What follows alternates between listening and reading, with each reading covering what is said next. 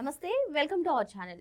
అసలు యూట్యూబర్ ప్రశ్న రావణ్ పైన వైసీపీ స్టాండ్ ఏంటి? కొడాలి నాని ఫస్ట్ అసలు ప్రశ్న రావణ్ వైసీపీ కార్యకర్త, అందుకే కూటమి ప్రభుత్వం కక్ష సాధింపు చర్యలు చేస్తుంది అని చెప్పారు. తర్వాత సామాజిక వర్గాన్ని తీసుకొచ్చారు. మొన్నటికి మొన్న అసలు మా కార్యకర్త కాదు, ఎప్పుడు కూడా చంద్రబాబు, బాలకృష్ణ, లోకేష్ పైన ఎటువంటి కామెంట్స్ చేయలేదు, టీడీపీ మద్దతుదారుడు అంటున్నారు. మరి ఈ రోజు ఆ పార్టీ లీగల్ సెల్ అధ్యక్షుడైనటువంటి పొన్నవోలు సుధాకర్ రెడ్డి అసలు ఉపా చట్టాన్ని ప్రయోగించడం ఇది ఒక హేయమైనటువంటి చర్య, కూటమి ప్రభుత్వం కక్షపూరితంగా వ్యవహరిస్తుంది, మేము రావణ్కి అండగా నిలుస్తామంటున్నారు. సో ఒకే పార్టీలో వీళ్ళందరూ కూడా ఒక్కొక్క స్టాండ్ తీసుకుంటున్నారు. ఈ అంశాన్ని ఎలా చూడాలి తెలుసుకునే ప్రయత్నం చేద్దాం. దీన్ని విశ్లేషించేందుకు మనతో పాటుగా ఉన్నారు ప్రముఖ రాజకీయ సామాజిక విశ్లేషకులు అంకమరావు గారు. నమస్తే సార్. నమస్తే అమ్మా. సార్, అసలు వైసీపీ పార్టీ కూటమి ప్రభుత్వం అధికారంలోకి వచ్చినప్పటి నుంచి కూడా పలు అంశాలపైన ద్వంద్వ వైఖరి, వక్ఫ్ బిల్ అంశం కానీ ఇలాంటి అంశాలన్నీ మనం చూస్తున్నాము. మరి ఇటువంటి నేపథ్యంలోనే ఇప్పుడు ప్రశ్న రావణ్కి ఫస్ట్ నుంచి కూడా సపోర్ట్ ఇచ్చినటువంటి వైసీపీ రీసెంట్గా కొడాలి నాని మా పార్టీ కార్యకర్త అని ఫస్ట్, తర్వాత టీడీపీ అని, తర్వాత సామాజిక వర్గాన్ని లాగి ఇవన్నీ కూడా చూస్తున్నాం. మరి రీసెంట్గా చూసుకున్నట్లయితే పొన్నవోలు సుధాకర్ రెడ్డి అసలు ఉపా చట్టాన్ని ప్రయోగించడం ఇది ఒక హేయమైన చర్య, కూటమి ప్రభుత్వం కక్షపూరితంగా వ్యవహరిస్తోంది, మేము అండగా నిలుస్తాం అని చెప్పి ఆయన అంటున్నారు. ఎలా చూడాలి అసలు? ఇప్పుడు అండగా నిలుస్తాను ఆయన ఇప్పుడు చెప్పడం ఏంది? మొట్టమొదటి నుంచి వాళ్ళు అతనికి అండదండాలు అందిస్తుంది వాళ్ళే, వెనకమాలని ప్రోత్సహిస్తుంది వాళ్ళే. వేరే వాళ్ళు కూడా ఉంటే ఉండొచ్చు, ధన సహాయం చేశారని కొంతమంది పేర్లు చెబుతున్నారు, చేసి ఉండొచ్చు. కానీ పూర్తిగా ఈరోజు దాన్ని ఒక అవకాశంగా తీసుకొని రావణ అనే అంశాన్ని అతను యూట్యూబ్లో ఏం మాట్లాడాడు, మొన్న ఏలూరులో జరిగిన సమావేశంలో ఏం మాట్లాడాడు, దీనికి సంబంధించి ఏ విధంగా దోషణలకి కారకుడయ్యాడు, దాని మీద ముందుగా అతను అదుపులో తీసుకోవడం కూడా జరిగింది.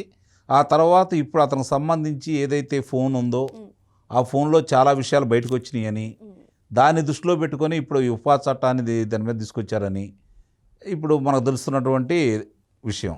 ఇప్పుడు వీళ్ళు రావణ అంటున్నారు, దాంట్లో జోసెఫ్గానే పెట్టారు, వాళ్ళ తండ్రి పేరు కూడా దాన్ని ఉదాహరించుకుంటూ పెట్టుకుంటూ వస్తున్నారు. ఇప్పుడు వాళ్ళ భార్య బయటకు వచ్చింది, ఆమె చెప్పాల్సింది ఆమె చెబుతూ ఉంది.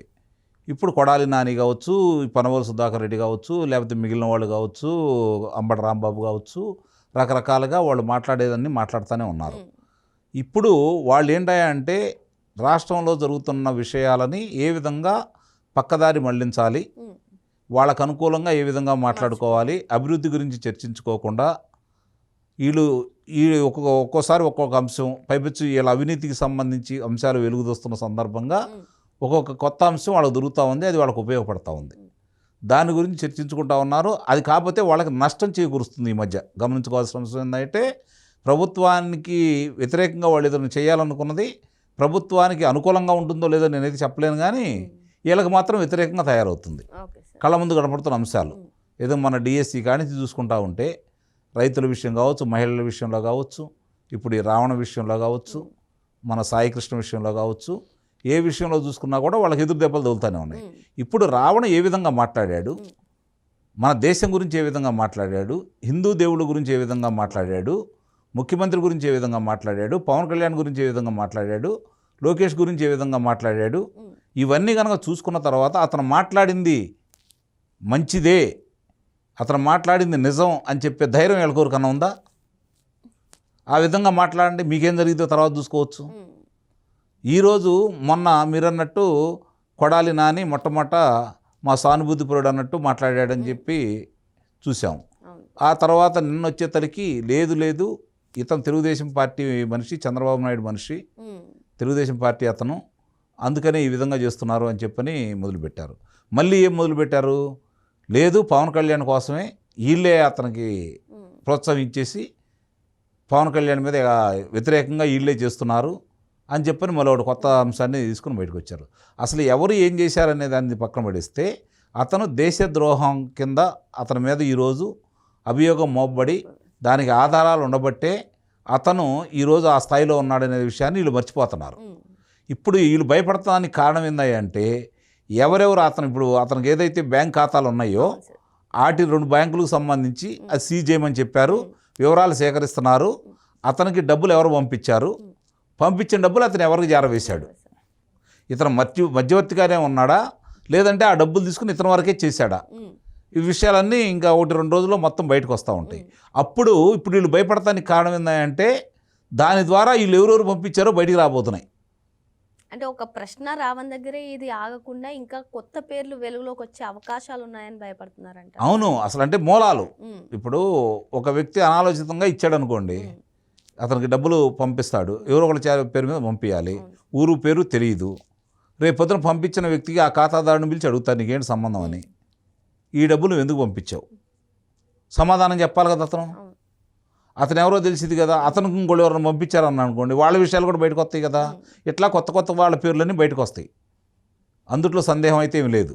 ఈ వచ్చిన పేర్లలో రాజకీయ ప్రమేయం ఉన్న వ్యక్తులు ఎవరెవరు ఉన్నారో చూసుకుంటారు. ఉమ్, లేదంటే విదేశాల నుంచి ఏమైనా వచ్చినాయా, ఈ కుట్రకోణం అతను దేశం గురించి కూడా మాట్లాడుతున్నాడు కాబట్టి, దేశాన్ని కించపరిచే విధంగా మాట్లాడుతున్నాడు కాబట్టి, దేవుళ్ళు కించపరిచే విధంగా మాట్లాడుతున్నారు కాబట్టి, ఈ క్రైస్తవ మిషనరీలకు సంబంధించి ఉమ్, వాళ్ళ దగ్గర నుంచి ఏమన్నా వచ్చినాయా, ఎందుకంటే అతను అక్కడే కదా మాట్లాడింది, అవును సార్.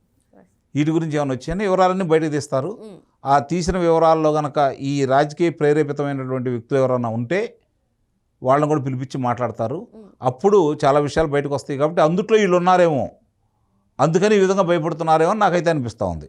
ఒకటి మాత్రం నిజం, ఏదైతే పనవోలు సుధాకర్ రెడ్డి వచ్చి ఇతనికి హామీ ఇస్తున్నాను అని మాట అన్నాడో, నిస్సందేహంగా ఇతనికి శిక్ష అయితే పడిద్ది, ఓకే సార్. అందుట్లో అంటే అనుమానమే లేదు. స్టార్టింగ్ నుంచి ఆయన టేకప్ చేసినటువంటి కేసెస్ అన్నీ చూస్తూనే ఉన్నాం కాబట్టి నిస్సందేహంగా అతనికి శిక్ష అయితే పడిద్ది.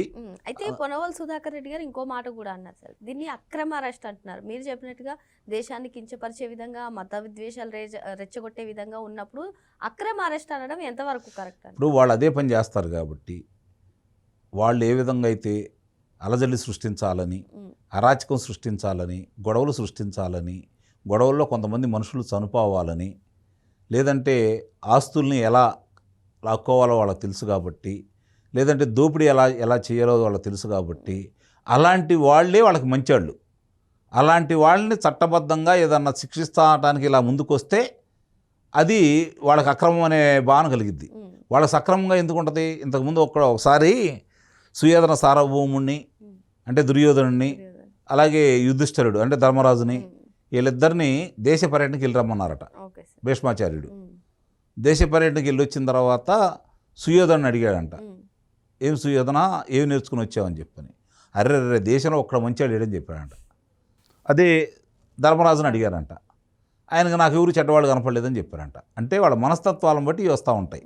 వరకు రాష్ట్ర పరిధిలో ఉన్నది ఇది కేంద్ర పరిధి అవుతుందంటారా? కేంద్ర పరిధి అవుతే వైసీపీ మరి స్పందిస్తుందంటారా ఇదే విధంగా? ఇప్పుడు చంద్రబాబు నాయుడు గారు అన్నట్టు, పవన్ కళ్యాణ్ గారు అన్నట్టు మోదీ గారిని అనలేరు కదా వీళ్ళు. అంటే ఏం జరిగిద్దో వాళ్ళకి తెలుసు కాబట్టి అంత దూరం వెళ్తారని అయితే నేనైతే భావించట్లేదు.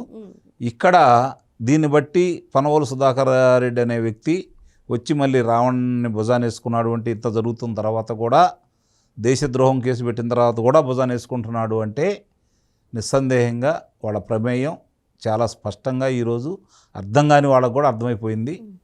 కాకపోతే ఒకటి, ఇప్పుడు ఆయనే వచ్చి ఇతని గురించి ఈరోజు నేనే వాదిస్తానని వచ్చాడు కాబట్టి నిస్సందేహంగా అంతకుముందు ఏదన్నా తెలియని విషయాలు కూడా ఈయన ద్వారా తెలియపరుస్తారని అయితే నేను భావిస్తున్నాను.